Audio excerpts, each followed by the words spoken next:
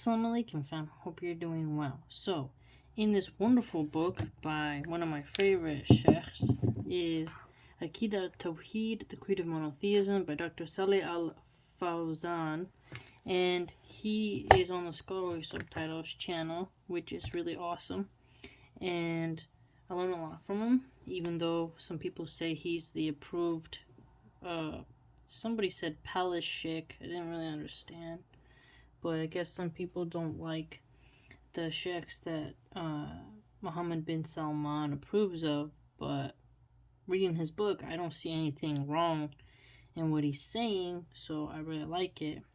One of his sections, Bismillahirrahmanirrahim, there is the topic of subjugation of creatures to fulfilling their roles and abiding by their peculiarities. What was cool about this is he gave us some examples from Moses and Fir'aun. Then he gave us some a hadith and a Quran ayat about how God creates everything good, and then he gave some very cool insights that I'll share with you. So, he argues that no creature can essentially deviate or refuse to fulfill the role that it has been given by Allah in the universe. So, his citation for this is when Moses, may Allah be pleased with him, brought evidence to Pharaoh, and Pharaoh asked him, quote, "Who then, O Moses, is the Lord of you too?" Quran 20:49. Musa responded with, "Our Lord is he who gave to each thing its form and nature. Then he guided it right." Quran 20:50. So the point here of guided it right, it's that Allah has put a path for each thing. What's really cool is that he argues everything has been given a form that's befitting its nature. Doesn't matter the dimension, small or large, all proportions and traits were given by Allah, essentially custom made, and that it's guided uniquely for its purpose. So whatever purpose it was created for, it's going to be guided to that. And so the guidance in and of itself is a guidance of reason and inspiration, and it is perfect. What's interesting is that he says if you observe these creatures, we would then recognize the benefits of the beingness that they have. So whatever the jellyfish is doing, it's benefiting it, trying to survive. Whatever the coyote is doing, it's usually something that's to benefit it. So he gets at this element of creation that averts harm and seeks the good, and that Allah, he has set everything aright to seek the good in its natural course of how it's being guided through reason by Allah's will and command.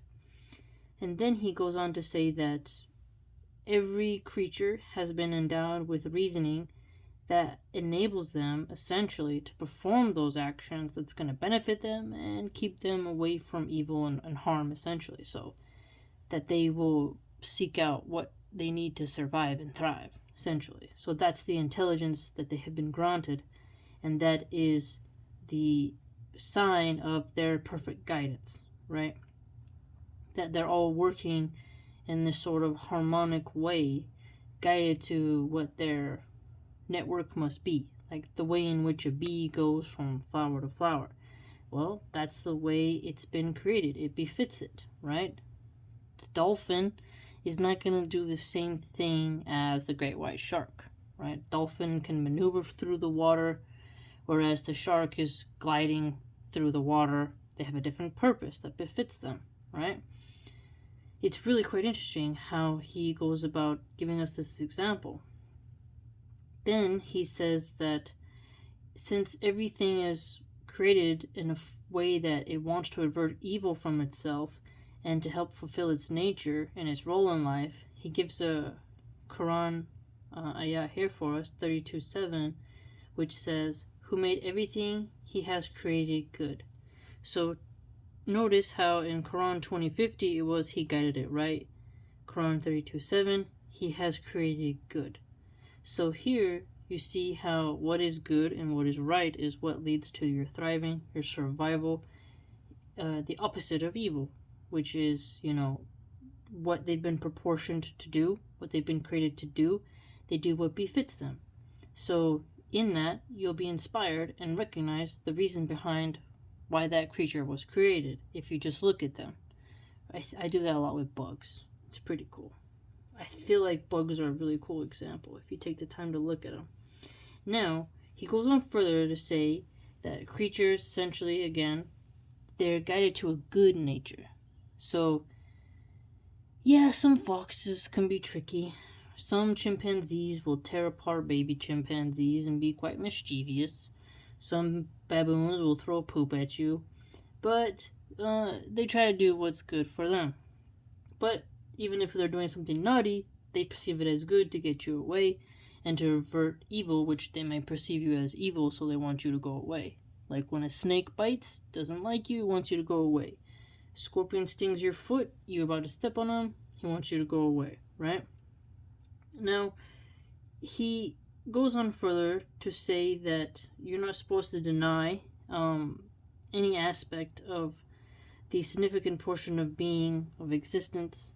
And if you do deny that there is a law and there's something significant in our way of life, and you think you can imagine something better, well, you've actually showed arrogance and you're displaying falsehood. And essentially, he goes further to say that Allah, Azza He has created everything necessary for us. So whatever we require in this life, it's already here, and He's guided us to that, and He'll guide us to what benefits us, and we have to kind of use our reason to identify that.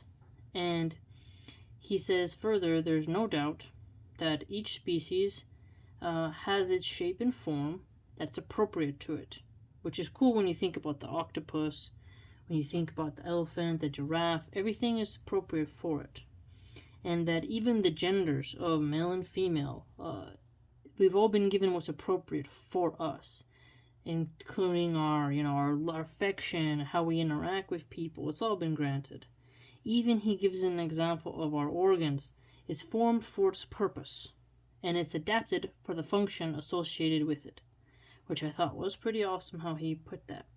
And that, the animals being guided in proportion to how they are, our organs. He says that these are decisive proofs that Allah Azza is the Lord of all things, and that this should be signs for us to recognize that Allah is the one who deserves to be worshipped alone.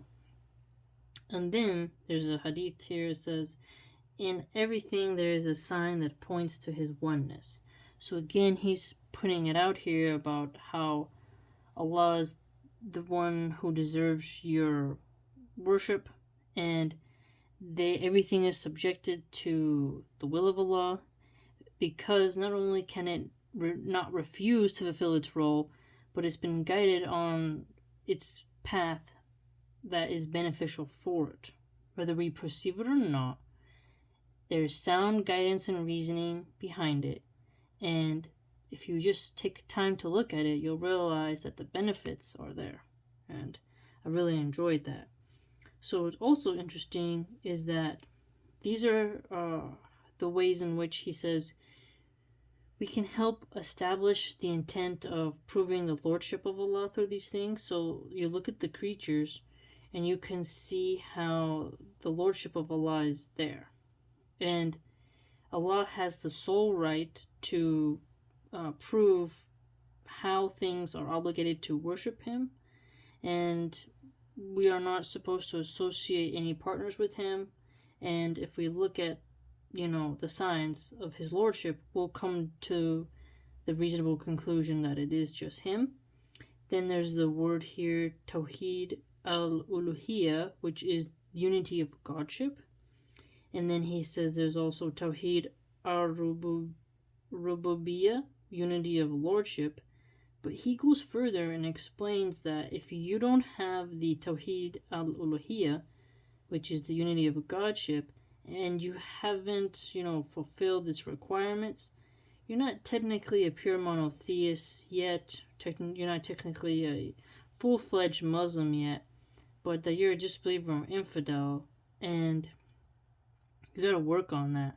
So basically, he's really reminding us that the Godship and the Lordship of Allah is something that we're supposed to really understand and be capable of recognizing and pretty much communicating to others. So just like how Moses, may Allah be pleased with him, said that everything's been formed and put upon its nature and has been guided to its right, that is who Allah is. So Moses was clear in explaining it to Pharaoh. We gotta do the same and understand that everything's been befitted for its purpose. So we look at the snail and I think, well, that's dumb, we can step on him. But he eats tomatoes, he's doing his job, and he's food for birds. So it's like every little thing has its cute little nature, and you don't discriminate based on the size and the proportion, but you recognize that Allah has guided it with His reason and inspiration to something that is perfect for that particular thing, particular little critter. And everything is hastening to what benefits it, and it's being created for that. And none of it willingly seeks harm. I mean, sometimes you get a dumb dog. He's messing around with a skunk or a raccoon, does something dummy. But usually it's a mistake. Curiosity did kill the cat. But again, curiosity breeds innovation and adaptation. So there's a fine-tuned balance there. But I just thought that was very cool how he gave us a very nice way of seeing the aversion of evil, and that Allah's enabled us to have what we need from earth for our success, which it's so true. It's just that we kind of want more, which is kind of how we are, right? I mean, contentment from what you have is nice, and striving to excel has created magnificent things. It's just when we lose track of our purpose and want more than what we need and don't really enjoy it but still strive for it.